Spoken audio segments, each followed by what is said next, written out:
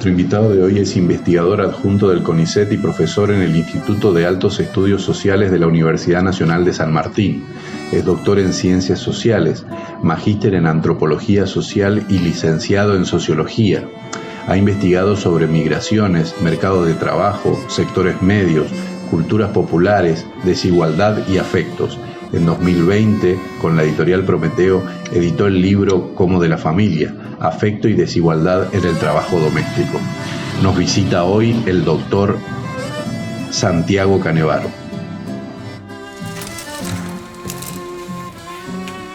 Santiago, ¿cómo estás? Un gusto.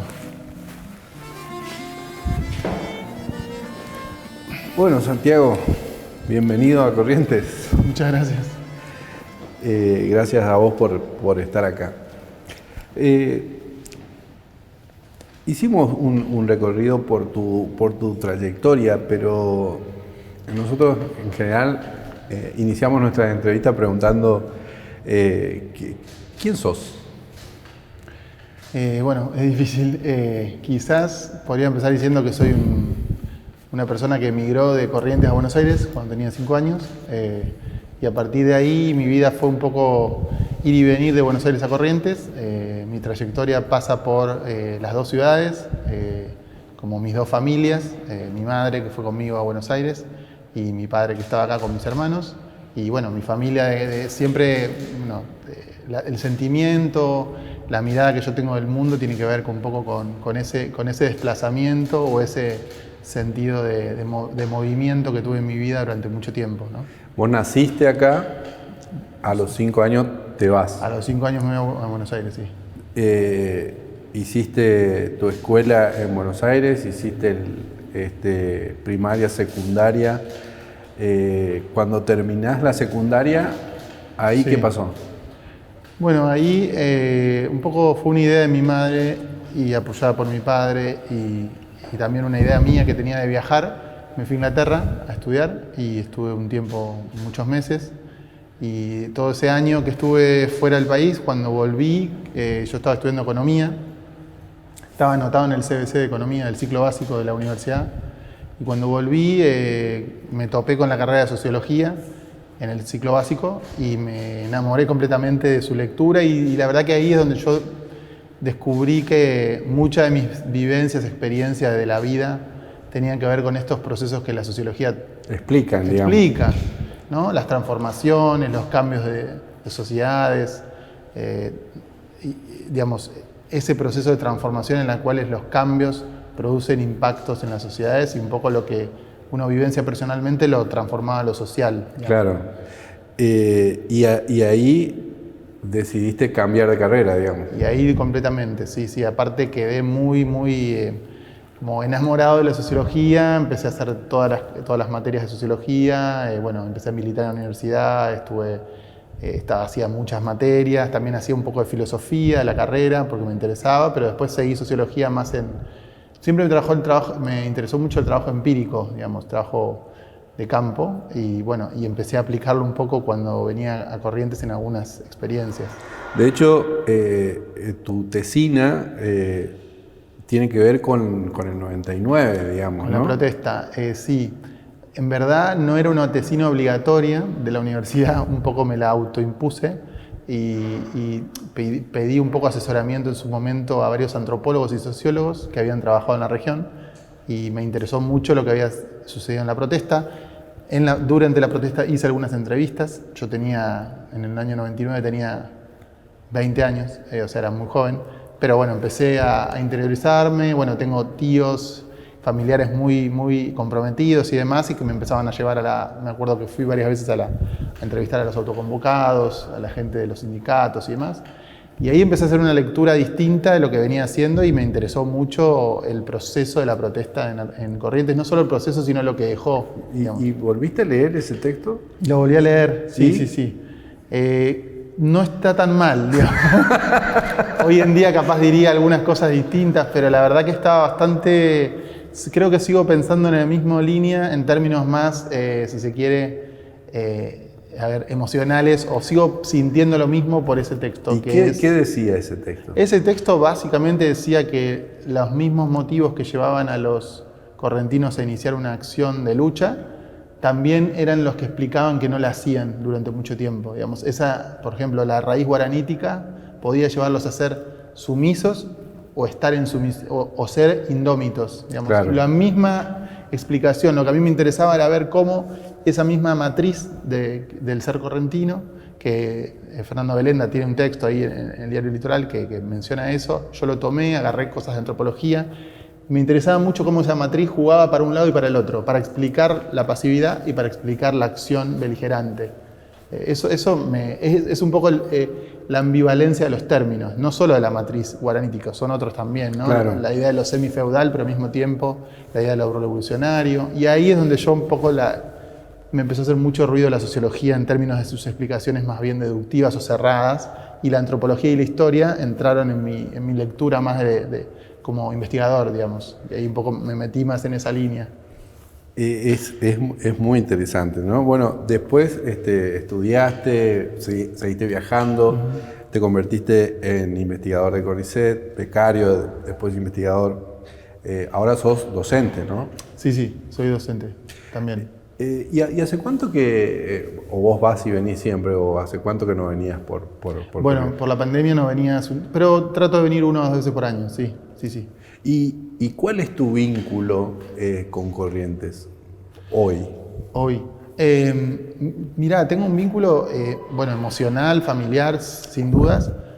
También me interesa mucho en términos académicos, digamos, teóricos. Yo, de hecho, mi promoción, o sea, mi pedido de promoción al CONICET, y mejor dicho, mi pedido de ingreso al CONICET, tuvo que ver con la comparación de mi estudio para la investigación doctoral, e incluí Corrientes y Salta, porque son 2 lugares que tienen mucha migración interna al servicio doméstico, que es mi tema, digamos, que fue mi tema doctoral, y para seguir conectado, y bueno, con la Universidad del Nordeste tengo vínculos por cuestiones de cursos y demás, y investigadores que seguimos en contacto. O sea, no es solo algo emocional, sino es algo profesional también. Sí. Bueno, hoy vamos a hablar de un libro, ya que lo mencionás al tema, que está editado por Prometeo el año pasado, del año 2020, que se llama Cómo de la familia, afecto y desigualdad en el trabajo doméstico. Y ese libro es producto de una tesis, ¿no? Es una tesis doctoral. Sí. ¿Y qué es ese libro? Bueno, ese libro, en primer lugar, es un libro reescrito 10 años después de terminar la tesis. O sea que tiene, desde mi punto de vista, una idea mucho más de programa de investigación que de libro. O sea, en ese libro uno puede encontrar toda mi tesis doctoral, pero quizás discutidos o problematizados y amplificados muchos de los temas que a mí me interesan en términos más teóricos, analíticos y hasta te diría políticos, ¿no? En términos de expandir la idea de una tesis, porque una tesis es muy centrada y muy cerrada sobre un campo empírico, un objeto, un problema. En mi caso, lo traté de expandir en sus capítulos hacia problemáticas más bien generales o teóricas también. Y vos decís, y me voy a permitir leer, ¿no?, que el libro se enfoca en la manera en la que se articulan en el espacio doméstico las relaciones de desigualdad, los intercambios afectivos y los sentidos de esa particular relación de trabajo en una cultura de clase media. En principio dice porteña, ¿no? Pero es como que está ampliado también. Sí. De hecho, todo esto se puede traspolar, o si tomamos el mapa de la Argentina, ¿se puede traspolar así per se, o no en todos los lugares ocurre lo mismo? No se puede traspolar per se, sí se puede hablar de características generales de algunos aspectos, algunas transformaciones más bien generales. Por ejemplo, podría comentarte la cuestión de cómo las nuevas generaciones de trabajadoras domésticas jóvenes tienen mayor nivel de instrucción y por lo tanto otras expectativas y otra socialización en el trabajo doméstico. Es decir, en general no han tenido experiencias en el servicio sin retiro, o sea, con cama. Entonces ya siempre se manejaron con el entrada y salida y tienen mayor nivel de instrucción y son jóvenes. Y tienen un espectro de expectativas e intereses que amplía o que tiene una idea más amplia de solo terminar como trabajadoras domésticas. Como si fuese que terminar es una cuestión peyorativa, ¿no? ellas mismas lo ven como algo desvalorizado, porque además... Algo que sucedía con sus madres, con sus tías, con sus abuelas, con sus hermanas mayores. Es como está visto el trabajo en esta generación como un peldaño, digamos, y no como una meta. Sí, no forma parte de lo que sería lo que quieren llegar a hacer, sino que están haciendo eso para hacer otra cosa. Digamos, vos decís por ahí, no es que quieren hacer carrera, digamos. No quieren hacer una carrera.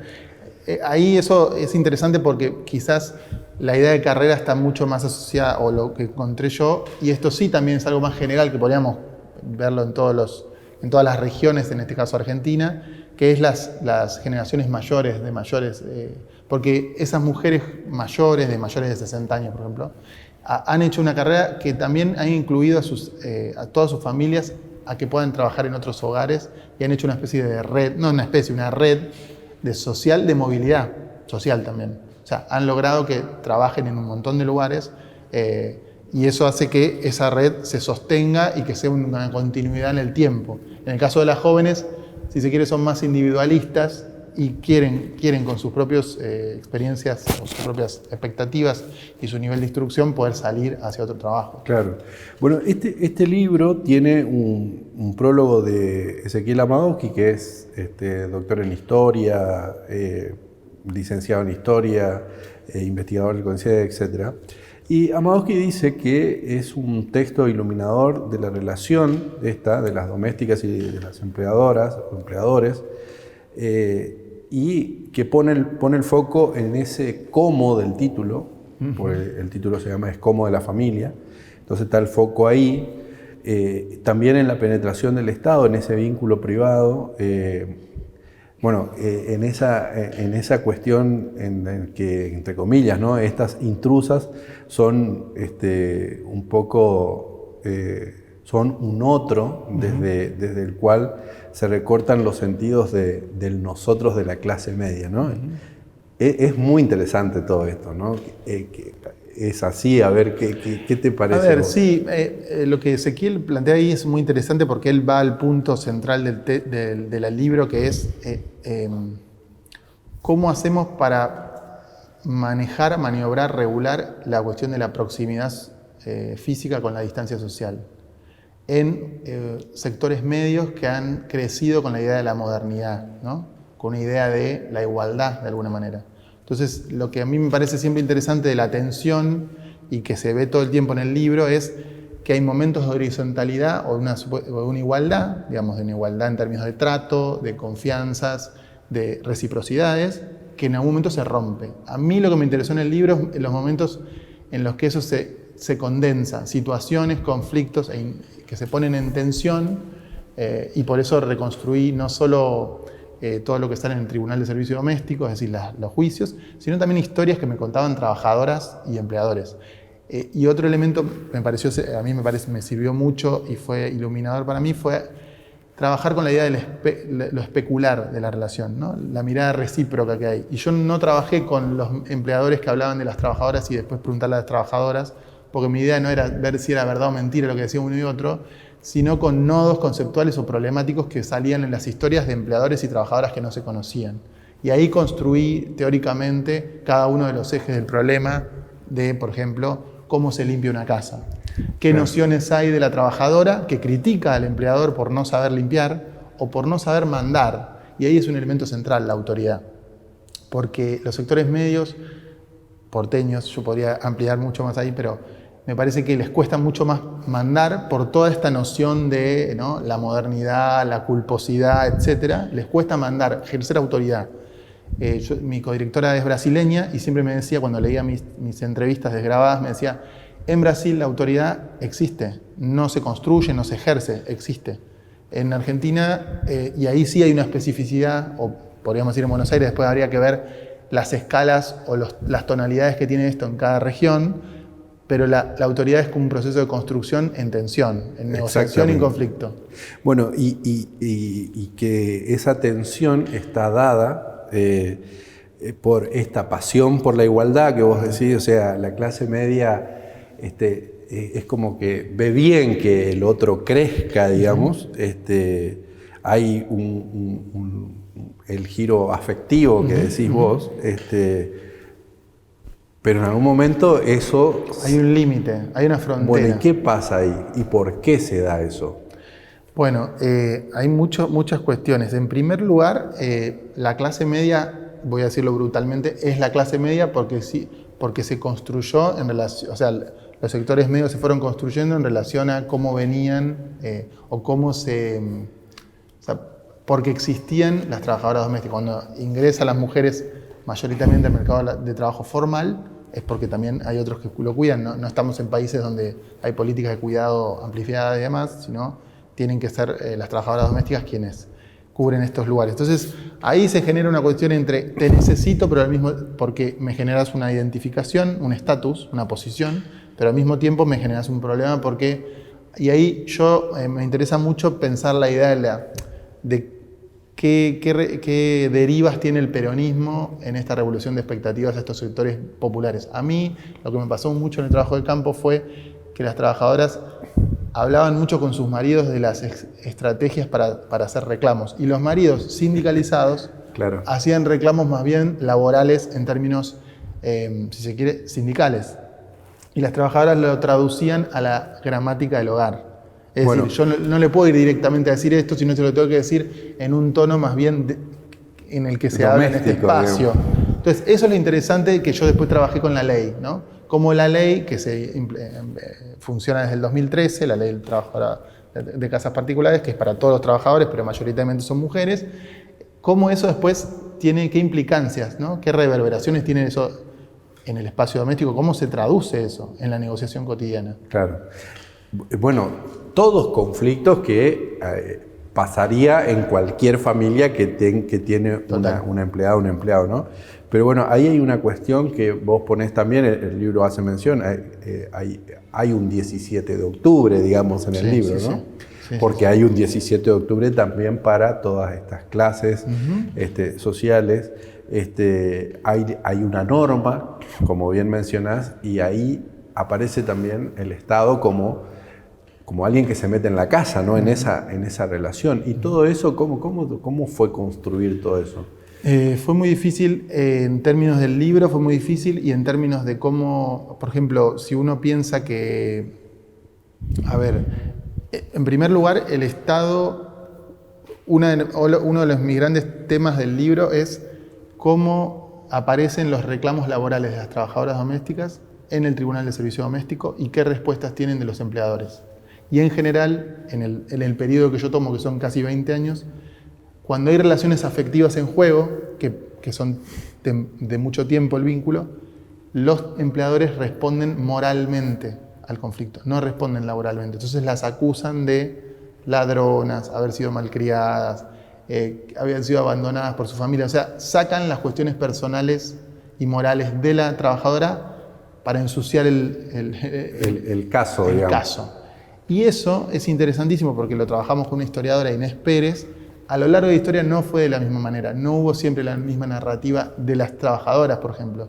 En los inicios del tribunal, la trabajadora acusaba más moralmente a los empleadores y ahora tiene un discurso más bien sindicalizado o más bien laboral que solo se queda en la cuestión de no me pagaste tantas horas, me debes tanto dinero, no entra en la cuestión personal. Ahora, cuando hay una acusación moral o personal de este tipo, se genera una escalada. ¿Qué es lo que pasó con el caso muy renombrado, que yo aparte escribí un artículo sobre eso, del exministro Triaca con su ex trabajadora doméstica, ¿no? Cuando ella sale en los medios a decir que tuvo un problema, bueno, ahí van a la casa y tratan de decir que ella robó, y ella entonces sale de nuevo en los medios, y eso, cuando el conflicto privado se transforma en un conflicto público, la dimensión de lo laboral se traduce en una dimensión de lo moral y ofensas morales.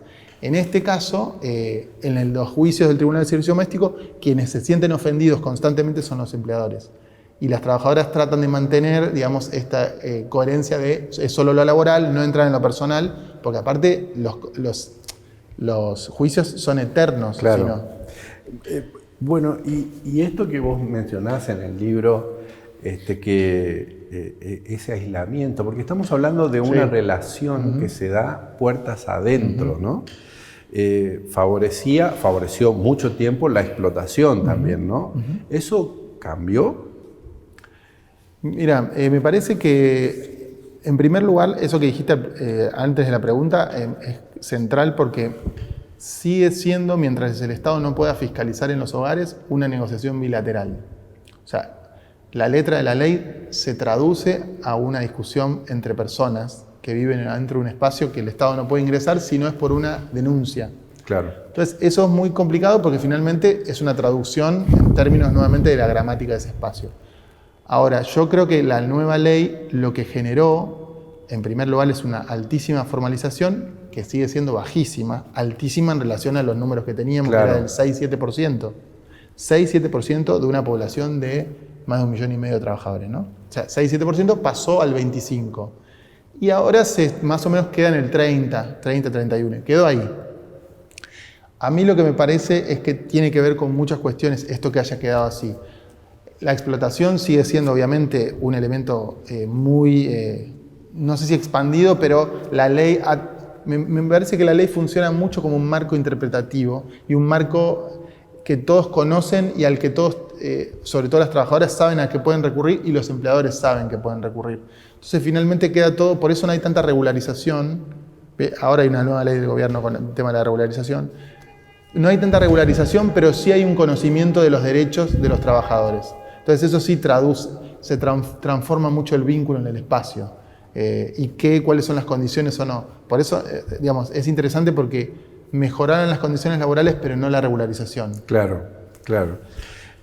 Bueno, y ahí en esos puntos, ¿no?, que vos desarrollás en el libro que tienen que ver con la autoridad, con la distancia, con el afecto que se mete ahí en el medio, y esto que te refirieron muchas mujeres a las que entrevistaste, ¿no?, que hay gente que esto me pareció también interesante, ¿no?, la distinción que hacen entre buenas personas y buenos patrones, ¿no? Uh-huh. ¿Y qué es esto? Bueno, ahí básicamente lo que te podría decir para hacerlo, prefiero buenas personas y malos patrones, me decía una trabajadora, en el sentido de que muchas veces, desde cierta literatura más bien normativa sobre el servicio doméstico, se tiende a pensar que la resolución de esto es profesionalizar el vínculo, que es muy loable y es verdad que es así. Ahora, en el universo de posibilidades laborales que estas trabajadoras tienen, muchas veces las condiciones que propicia el trabajo doméstico no es el peor trabajo que pueden conseguir, sino dentro de sus condiciones y de sus posibilidades, uno de los mejores que pueden conseguir, porque pueden llegar al hijo al trabajo, pueden llevarse la llave e ir en otros horarios.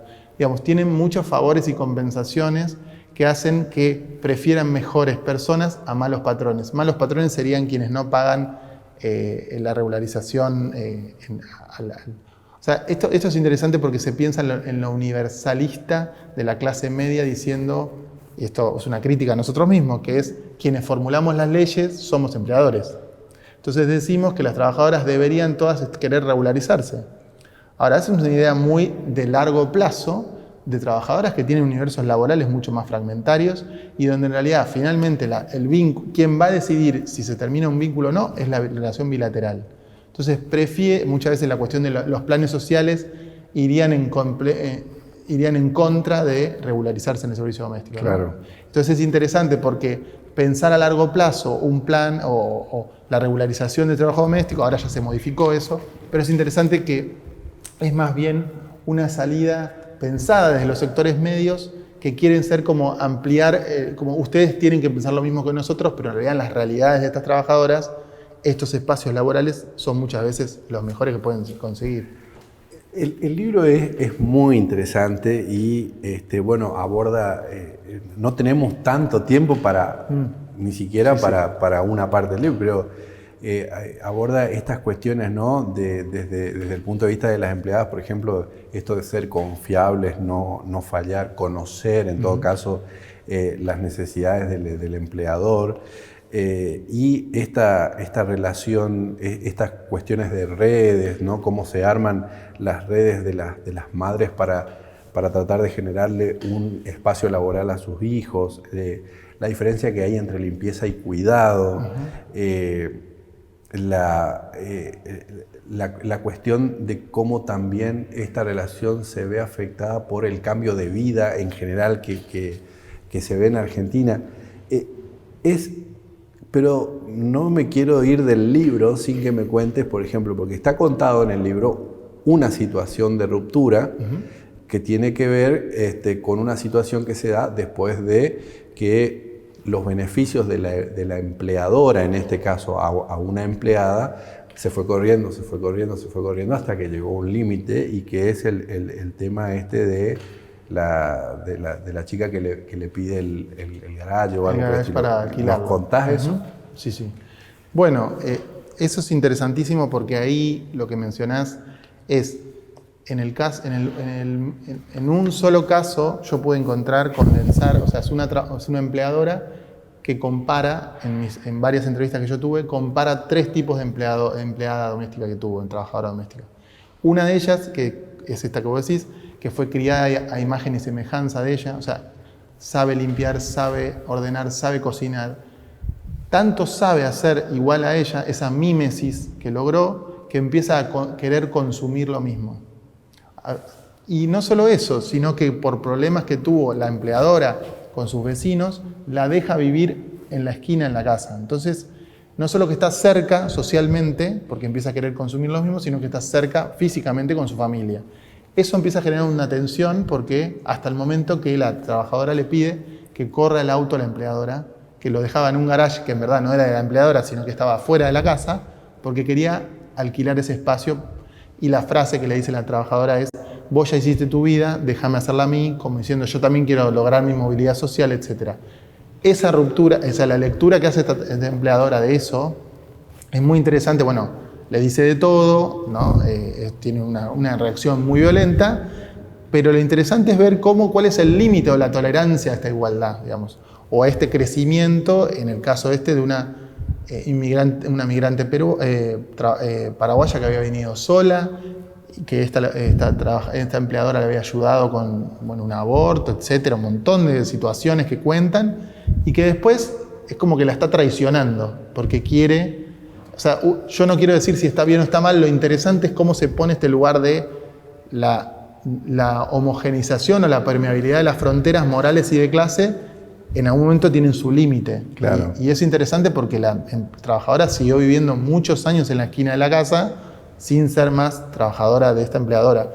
Y fue una situación que yo seguí charlando con ella, y hoy en día ella te dice que tiene una mirada más moderna, y dice así, moderna, y tiene una trabajadora que la puso en blanco, ¿no? La regularizó, para no tener este conflicto. Entonces claro, es interesante. La regularización te inhibe o te resuelve el problema moral, de alguna manera, o de la igualdad, ¿no? De todas maneras siguen operando los otros factores. Sí, los otros factores siguen operando, pero es interesante cómo ella misma se tranquiliza diciendo que pagando los aportes previsionales, que están muy bien, resuelve un problema de la igualdad. Tremendo, es interesante, ¿no? Porque bueno, ahí también es una cuestión más social del tema. Bueno, vos investigaste también sobre migraciones, mercado de trabajo, sectores medios, populares, la desigualdad, todos temas de hoy, ¿no? De la Argentina de ayer y de hoy. ¿Hemos evolucionado algo? ¿Se puede utilizar ese término evolución para hablar, por ejemplo, porque acá lo vimos en detalle, pero acá hay una cuestión que subyace toda esta conversación que estamos teniendo, que tiene que ver con la desigualdad, ¿no? Con esa idea, ¿no? de clase o de estratos. ¿Cómo estamos nosotros? ¿Qué se puede decir de eso? Yo creo que seguimos, o sea, no hablaría de evolución, diría que hemos aprendido mucho de muchos de nuestros errores, y creo que en términos de la igualdad creo que hay que pensar más que en desigualdad, hay que pensar en este caso en la tolerancia a la igualdad, digamos. ¿Cuán tolerantes somos a la igualdad, digamos, posible? ¿Hasta qué punto se puede tolerar esa igualdad? Yo creo que igualmente, si uno ve los números de pobreza y demás, uno podría decir que uno ha naturalizado la pobreza y la desigualdad. En ese sentido, uno diría, bueno, no cambió mucho. Creo que igualmente hay políticas, se han tomado un montón de políticas que van en una línea. No sé, no podría darte no podría hacer una lectura de cuánto hemos evolucionado, pero sí creo que hemos aprendido de muchas cosas. Creo que igualmente siguen estos mecanismos en donde cuando no se resuelve una cuestión más bien social, económica, se traslada el problema al otro o al otro en que están con peores o en peor situación. Eso también tiene que ver con una forma de construir nuestra propia identidad, y en este caso la identidad de clase media, si querés, es una identidad que siempre se ha pensado como fragmentaria o en estado de debilidad, o nunca se termina de constituir como tal. Y es un poco su característica, digamos. Es así porque se piensa migrante, se piensa que se creó en el esfuerzo, en la migración y demás, y al mismo tiempo se cree que puede caer en cualquier momento. Entonces, por eso también es interesante que hay una cosa inédita en Argentina de esa conformación de la identidad de clase media, o de la clase media, o de los sectores medios, mejor dicho, que son fragmentarios, inestables, si se quiere, y al mismo tiempo todos se consideran de clase media, ¿no? Bueno, da para hablar muchísimo y lamentablemente se nos terminó el tiempo, pero se puede, a ver si podemos hacer brevemente esto que también trabajaste, ¿no? Y a propósito de lo que contabas de aquella cosa del 99, que fue un parteaguas acá en Corrientes, y ya que viniste, ¿qué a la luz de todo tu trabajo, de todos tus estudios hoy, ¿qué es la correntinidad? ¿Qué es eso que nos define, ponele?